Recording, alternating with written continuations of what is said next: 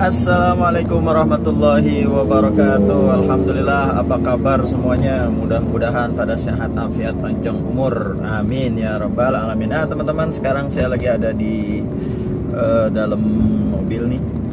Lagi ingin menuju ke suatu tempat, mau mengambil paket akekahan. Kemarin ada yang akekahan. Nah, daripada kosong, baca-bacaan udah, Yasin, Waqiah, Rotib Haddad udah. Nah sekarang biar manfaat ya, kita isi ada tausiah. Nah teman-teman semua, biasanya kan kita semuanya kepengen punya anak yang soleh ataupun solehah.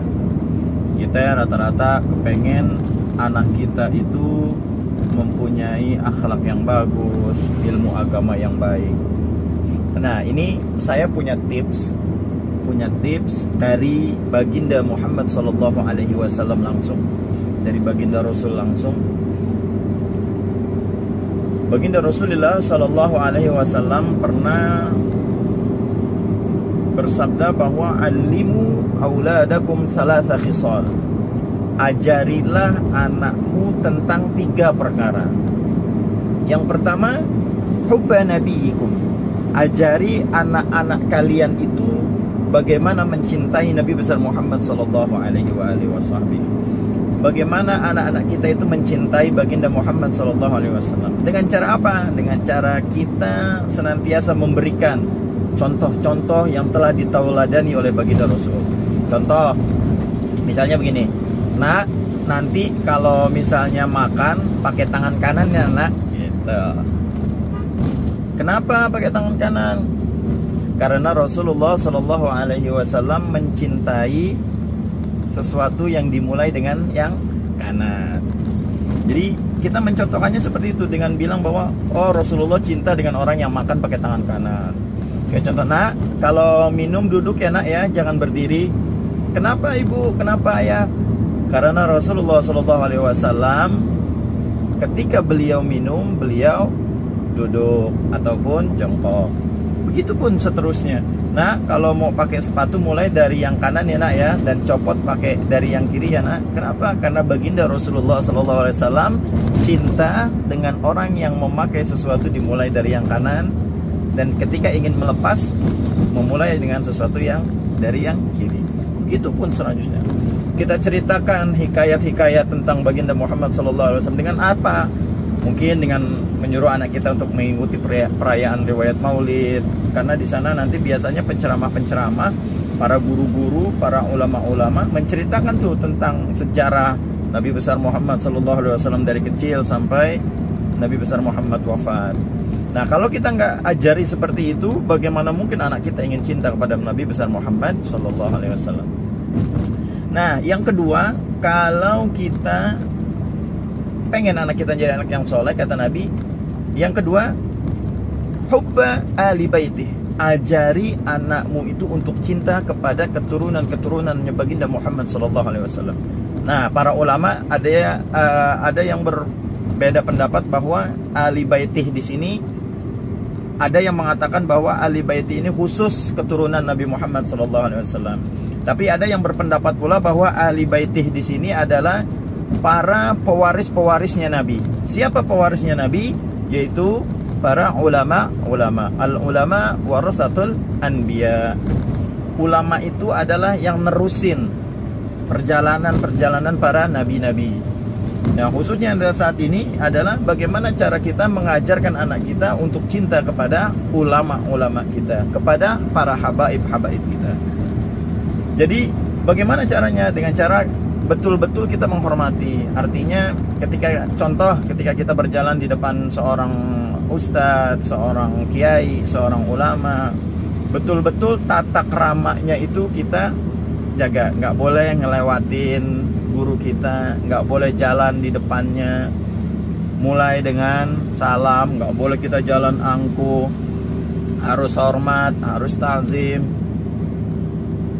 Jangan sampai membuat para ulama-ulama kita kesal dengan perilakuan kita. Nah, terlebih lagi nih, hati-hati nih dengan zuriyah-zuriyahnya Nabi, dengan keturunan-keturunannya Nabi. Kita harus jaga akhlak kita. Kita nggak boleh tuh istilahnya menjelek-jelekan, mencemooh, menghina, terlebih lagi nyinyir. Jangan sampai anak keturunan kita ada yang seperti itu. Kenapa? Karena ini sangat bahaya banget. Karena sekarang Masya Allah, adab akhlak terhadap ulama itu sekarang ini udah kacau banget dah.